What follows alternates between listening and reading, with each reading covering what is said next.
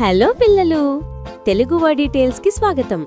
పిల్లలు, మీకు పరుగు పందెం అంటే ఇష్టమా? ఈరోజు అడవిలో ఒక కుందేలుకి తాబేలుకి మధ్య పెద్ద పరుగు పందెం జరిగింది. ఎవరెవరు ఎలా పరిగెట్టారో, ఎవరు గెలిచారో చూద్దామా? రండి, కథలోకి వెళ్దాం. ఒక అందమైన పచ్చని అడవి. అందులో ఒక కుందేలు, ఒక తాబేలు ఉండేవి.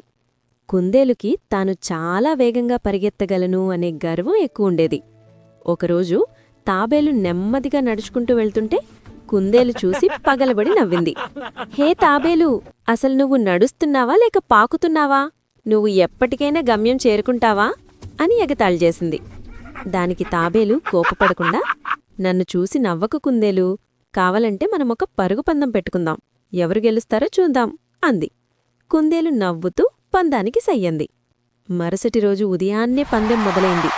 1 2 3 గో అనగాని కుందేలు గాలిలాగా చాలా వేగంగా ముందుకు దూసుకుపోయింది. తాబేలు మాత్రం తన అలవాటు ప్రకారం నెమ్మదిగా అడుగులో అడుగు వేసుకుంటూ ముందుకు సాగింది. సగం దూరం వెళ్లాక కుందేలు ఆగి వెనక్కి తిరిగి చూసింది. తాబేలు ఎక్కడా కనిపించలేదు. అబ్బా, ఆ తాబేలు రావడానికి ఇంకా చాలా సమయం పడుతుంది, ఈలోపు నేను ఈ చెట్టు కింద కాసేపు హాయిగా నిద్రపోతాను అనుకుని కుందేలు గుర్రుపెట్టి నిద్రపోయింది. కాని తాబేలు ఎక్కడా ఆగలేదు. అలసిపోకుండా నిరంతరంగా తన ప్రయాణం కొనసాగించింది. అలా నెమ్మదిగా నడుస్తూ నిద్రపోతున్న కుందేలును దాటుకుని ముందుకు వెళ్ళిపోయింది.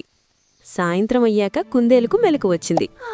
అయ్యో, తాబేలు వచ్చేసిందేమో అని కంగారుగా గమ్యం వైపు పరిగెత్తింది. కాని అప్పటికే తాబేలు గెలుపు గీత దాటేసింది. జంతువులన్నీ తాబేలు విజయాన్ని చూసి చప్పట్లు కొడుతున్నాయి. కుందేలు తన గర్వానికి సిగ్గుతో తలవించుకుంది. పిల్లలు, ఈ కథలోని నీతి ఏమిటో అర్థమైంది కదా? నెమ్మదిగా చేసినా సరే పట్టు వదలకుండా నిరంతరంగా ప్రయత్నిస్తే విజయం మనదే. గర్వంతో విర్రవీగితే కుందేలులాగా ఓడిపోవాల్సిందే. మీకీ కథ నచ్చినట్లయితే వీడియోని లైక్ చేయండి. మరిన్ని మంచి మంచి కథల కోసం మన తెలుగు వర్డీ టేల్స్ని సబ్స్క్రైబ్ చేసుకోండి. మరో కథతో మళ్ళీ కలుద్దాం. అంతవరకు సెలవు.